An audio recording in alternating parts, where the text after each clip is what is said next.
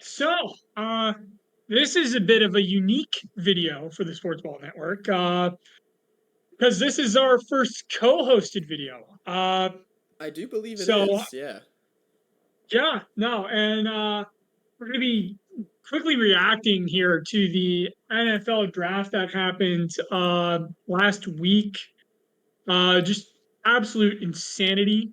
Uh, from round one all the way to round seven, there was just like a bunch of stuff that happened. So I guess we'll kick things off first here with a recap of our predictions on the channel. And honestly, Pretty they good. were pretty close. Yeah. So first prediction there was we predicted that 8 wide receivers would go in the first round. We had 7 go in the first round. Marvin Harrison Jr. To the Cardinals at 4, Malik Neighbors to the Giants at 6, Rome McDenzie to the Bears at 9. Then we have Brian Thomas Jr. to the Jaguars at 23, I believe. They traded back. Uh, Xavier Worthy, the Chiefs traded up to 28 to grab him. Ricky Pearsall at 31 to the San Francisco 49ers.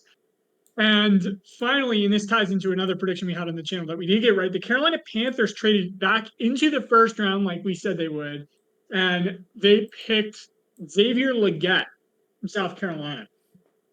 So didn't quite get to 8. Of course, I mean, Keon you did Coleman goes have, to yeah, the Buffalo at next two 33. picks, first two picks in the second round are wide receivers, so 9 wide receivers in the first 34. Feels close enough. Yeah, yeah. 6 quarterbacks in the first round. We did get that right. Did not get the fact that JJ McCarthy would be top 5 pick correct. He went top 10. Vikings move up 1 spot to nab him. 6 quarterbacks in the first 12 picks. Never happened before in NFL history. Just insane. That kind of ties in to just all offense in the first round. 14 straight picks on offense. And we predicted that it would be 15. And we were so close. So close, the Colts. Yeah, man, the Colts had to take the first defensive player on the board, just ruining my streak of 15 straight offensive players. Very sad. My final prediction was that there would be no running backs taken in the first 2 rounds. Jonathan Brooks going in the middle of the second ended that.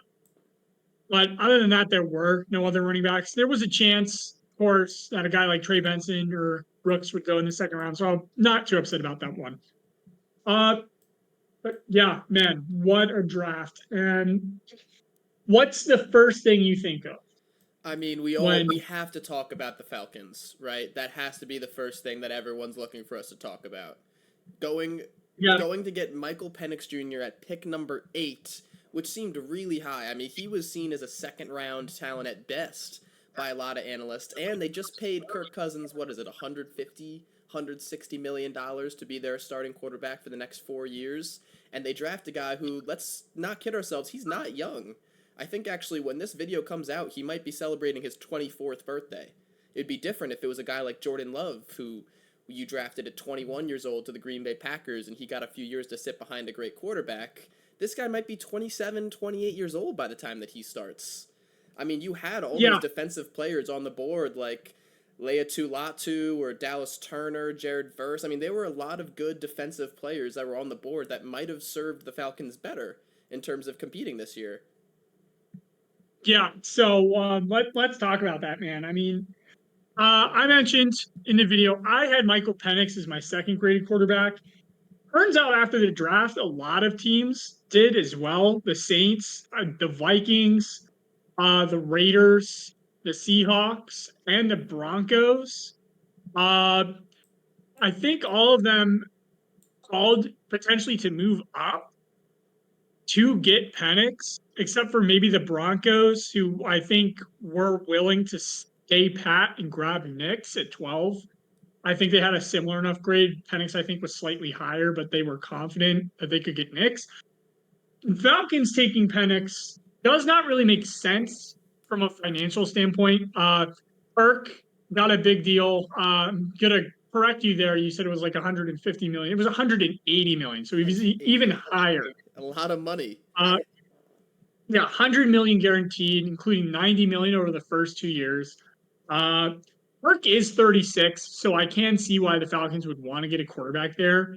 And Michael Penix was valued highly enough by the teams in the NFL.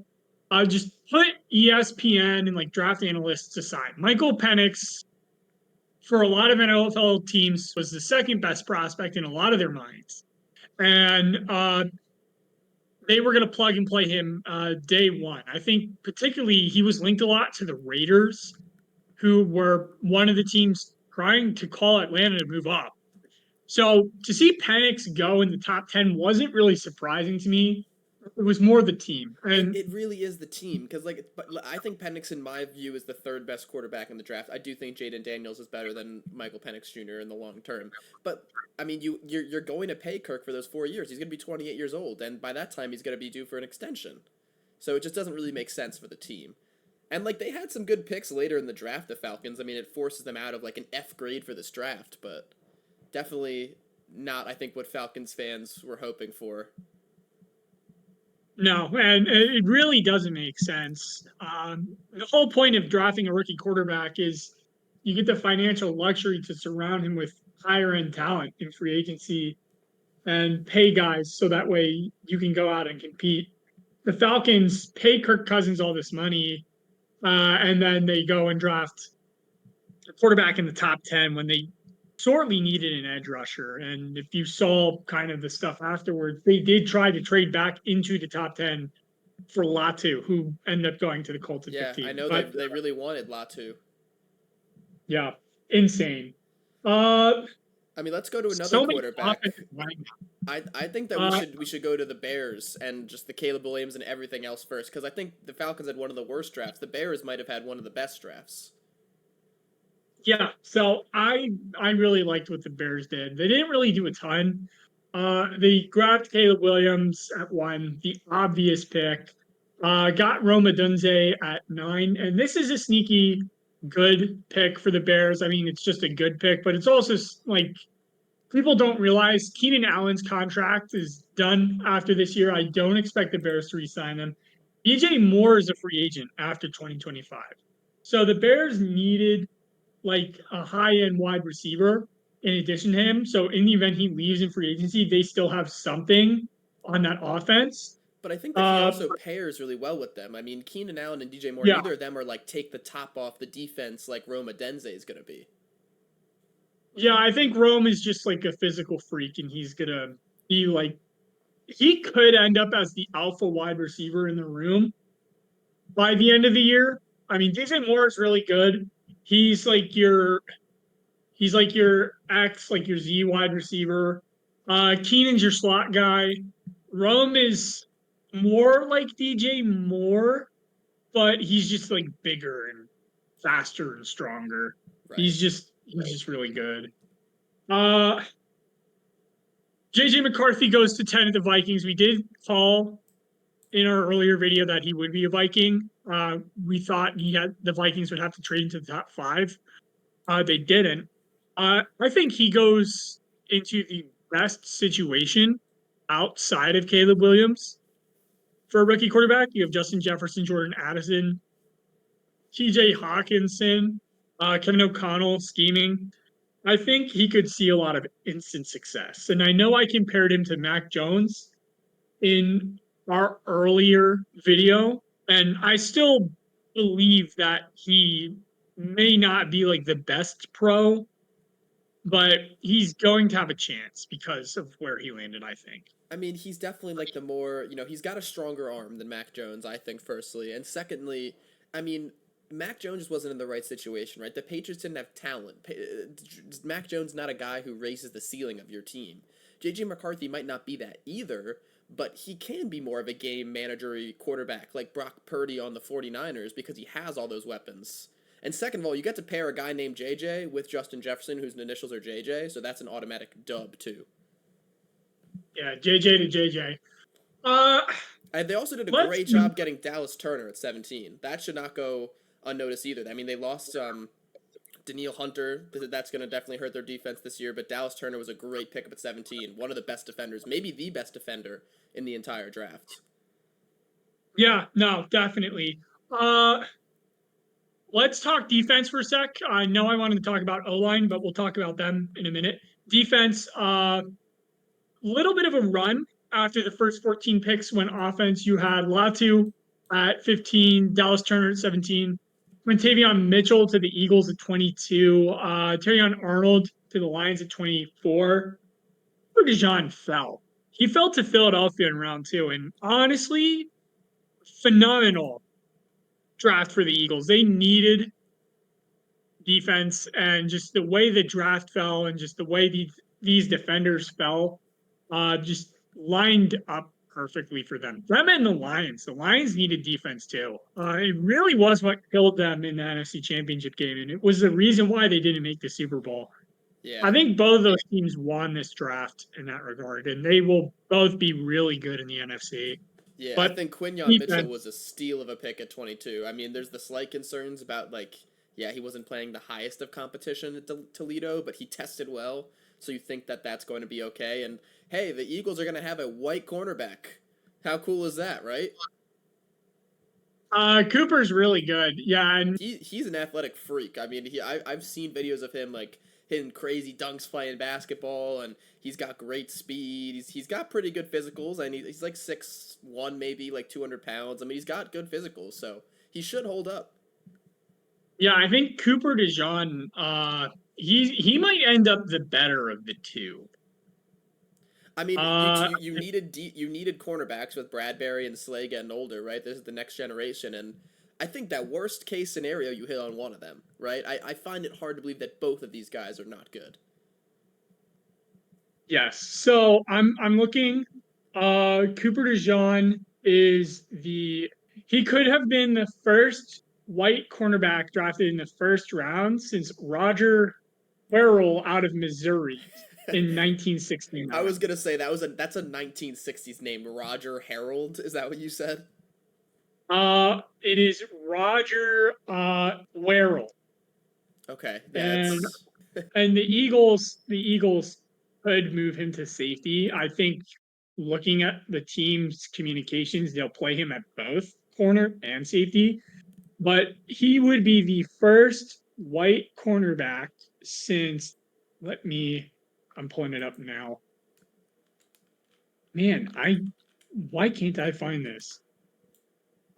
Jason Sehorn in 2003. Jason Sehorn, yeah.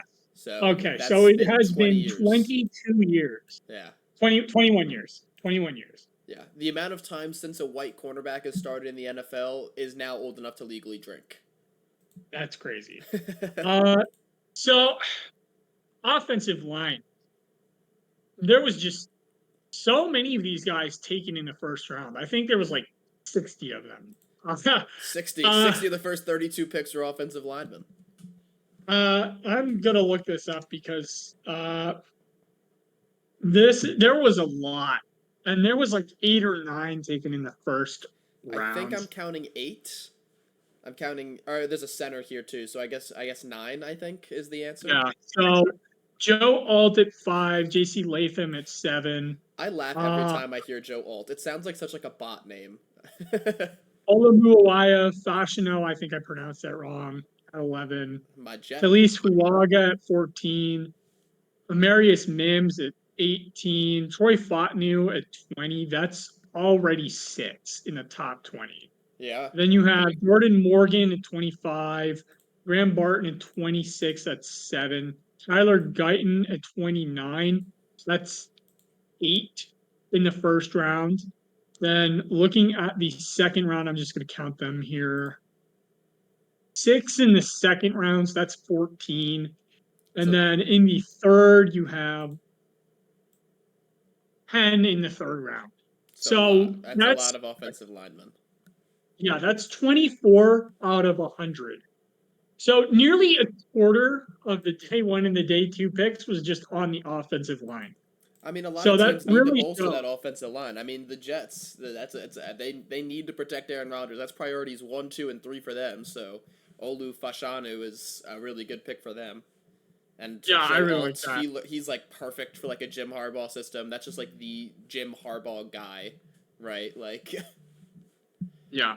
And there was I think 15 wide receivers taken in the first round. So you have 6 quarterbacks, 15 wide receivers, 24 offensive you linemen, mean the first 3 rounds? 45, yeah, 45% of the draft in the first 3 rounds was just like offensive line, wide receiver, and quarterback, which is insane to think about. Just like those three kind of groups Yeah, I just mean the dominating offense is getting the more and previous more draft. important in the NFL, so it makes sense. Those are the most important positions in the modern NFL: the O line, the quarterback, and the receiver. Yeah. 2 tight ends in the first round, too, if you want to add them into the pass catchers. Brock Bowers, we expected him to be potentially a top 10 pick. He's just really, really an athletic freak. And I think he's like graded as the best tight end in college history. He went to Vegas Hmm. with a 13th pick. They took Michael Mayer last year in the second round, which it's interesting to see them go back to Brock Bowers. Maybe they don't really like how Mayer is developing, but gotta imagine Brock is going to start right away. He's going to be awesome for them. And There's then something to say my about boy, Brock Bowers really quickly is that I don't okay, see it's crazy. I don't think it's crazy to think that the Raiders could run a decent amount of 2 tight end sets. Brock Bowers is a yeah, very, very good catching tight end, and he could be lined up in the slot or somewhere else as the tight end, or he's also an amazing blocker. So I mean, it's not impossible to think that there are a lot of 2 tight end sets with Brock Bowers and Michael Mayer. yeah, I think that's definitely something that might happen. Uh, we might also see Brock Bowers be used like a slot wide receiver, Yeah, which that would be very interesting to see. My boy, Ben Sinnott, he goes to the Commanders in the second round now. I really liked this guy. He tested really well at the combine. I think he had like a 9.93 athletic score or something like that. Uh, I thought there was a chance he would be a top 3 tight end off the board. Never in my wildest dreams did I think he would go in the second round. That's awesome though. Like he's really good. Like, and people are gonna like make fun of the Commanders because it's the Commanders and like they're always bad and they like make weird picks. No, this is an awesome pick. I think And they to pair, overall had a good draft. yeah, yeah, and to pair a guy like Ben Sinnott with your rookie quarterback and Jaden Daniels, like really giving him a safety blanket where they can grow together, I think is awesome. Yeah, And yeah. then you had like 2 more tight ends, Jatavian Sanders in the fourth, and Theo Johnson, who had a 9.99 athletic score going to the Freak. Giants. Yeah. Uh, I like those 4 tight ends a lot. A lot of the other tight ends that were taken otherwise looked to be guys who would either back up current starters or would be primarily used as blockers. But for those of us who play fantasy football, I like those 4. Yeah, yeah. Uh, Brock Bowers is probably going to be a huge fantasy asset. I could easily see him being a top 5 round pick or something like that in his rookie season. yeah, I think he's going really high. I think, especially my rookie draft. Yeah, Uh, any other kind of like major call outs here I think we have to in the talk draft? about. There's two Anything? other things that I want to talk about. One being Drake May, and the other being that run of wide receivers that went in from round 1 to round 2. But let's talk about Drake May and like the Patriots first. What do you think about Drake May at pick 3? I know it was kind of the assumed thing, but sometimes taking the third best quarterback at pick 3 doesn't always work out. If you want to ask the 49ers a few years ago, a lot of those teams. What do you think about Drake May going to the Patriots? Yeah. So Patriots are in an ideal situation for a rookie quarterback, especially one that's a little bit more rough around the edges, like Drake May. Uh, Drake has all the talent in the world. He's a little inconsistent, specifically with his footwork. And if you saw like the Bill Belichick breakdown on ESPN, that was one of the big things he called out as well. Uh, if Drake May pans out, he's going to be awesome. I don't know if he's going to though. I don't know what New England's uh, coaching staff, how they're going to do. I don't know how New England's defense is going to do. They were, I think, seventh in the league last year, and we had an earlier video when Bill Belichick and the Patriots parted ways, where I kind of broke that down. Like Bill really schemed up a storm there. And people, I think, underestimate just how important he was to the defense. Like, I can see the Patriots really struggling this year, and it could really hurt Drake May's development. Uh, I could be wrong, though. Drake May could come in and just light it up. But there's a chance he struggles, and it might not be great for the Patriots. But I know why they took him. He was super talented, and if he hits, he's going to hit. Yeah, I think that's fair. I mean, I think that they were dealt an unlucky set of cards where I think that they were. I think Caleb Williams and Jaden Daniels were the two best quarterbacks in the draft, and they get drafted 1-2. I mean, there's no reason to draft like Marvin Harrison or Joe Alt when you don't have any quarterback to throw them to. So it was the pick that you had to make. Not necessarily saying he's going to be bad or not, but I think that, the Patriots definitely would have been hoping for one of those top two picks. Now, to be fair, the Patriots did invest in Offense. offensive talent around him. Yes. They got Jalen Polk in the Javon second, Baker too, right? Javon Baker in the fourth. A lot on the offensive line. So it's not like they're not trying here, but it might take they are. And the thing is, you just have to hope with the Patriots. Doesn't matter who you really throw out there on defense. Hopefully they'll be good anyway. So offense was definitely the right idea. Yeah. So let's wrap it up talking about the wide receivers, and then I'll add one more thing. We'll talk about the running backs and kind of a late rounds run on them. 7 wide receivers in the first round. We already listed them a little bit earlier here. The second round also saw some notable names. Keon Coleman at 33, Ladd McConkey to the Los Angeles Chargers at 34. That's awesome. I love that. Jalen Polk at pick 37. Scrolling down here a little bit. Adonai Mitchell fell to the Colts at 52. I think that's a really good pickup. Yeah, I think that's a great pickup for them. He's going to really help Anthony Richardson. I mean, I think he was better than a lot of those guys.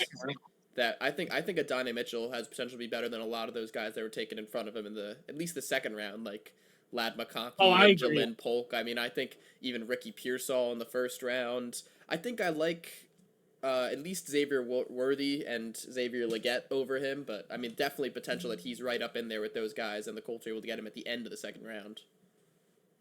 Yeah, definitely. The Jets kick off the third round with Malachi Corley. I think I pronounced that right. I really liked him.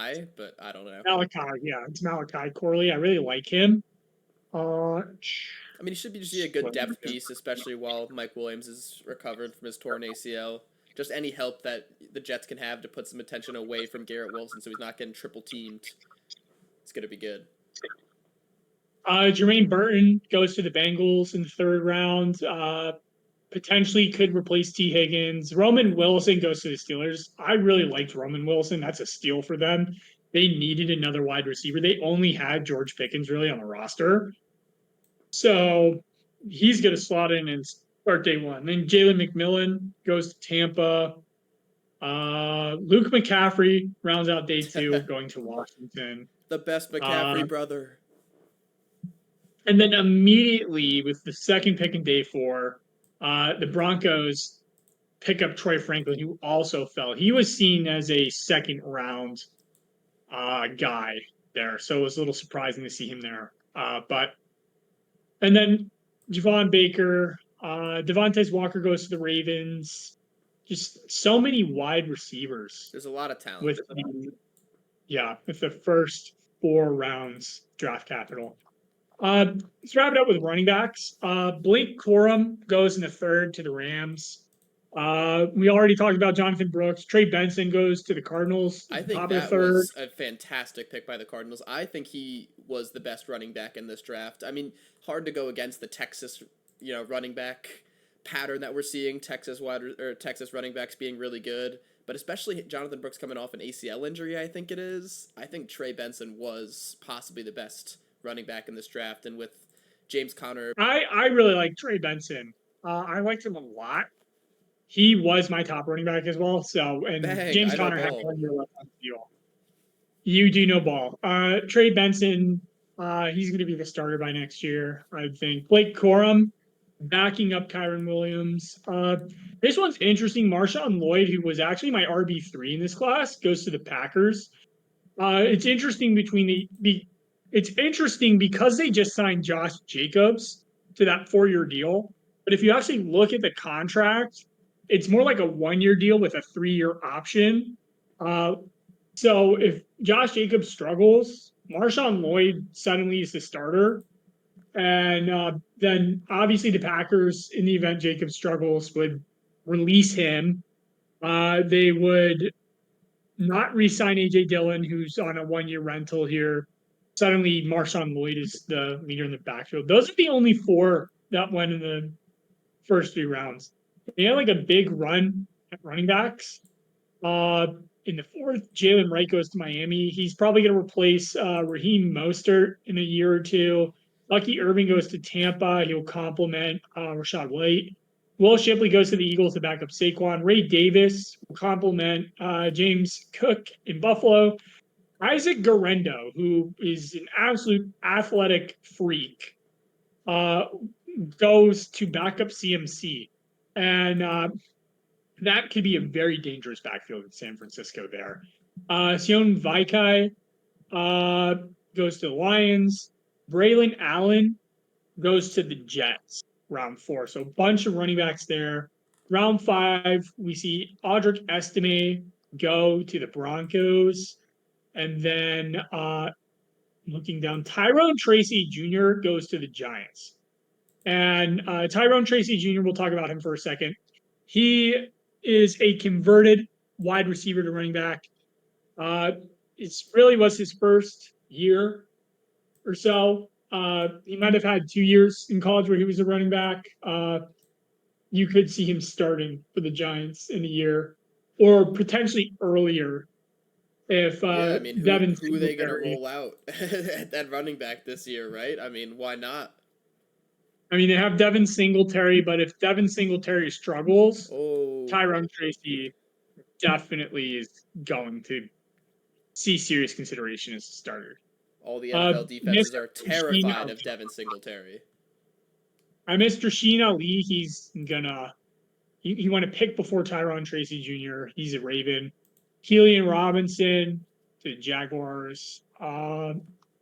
Isaiah Davis to the Jets. So interesting strategy by the New York Jets, just taking running backs.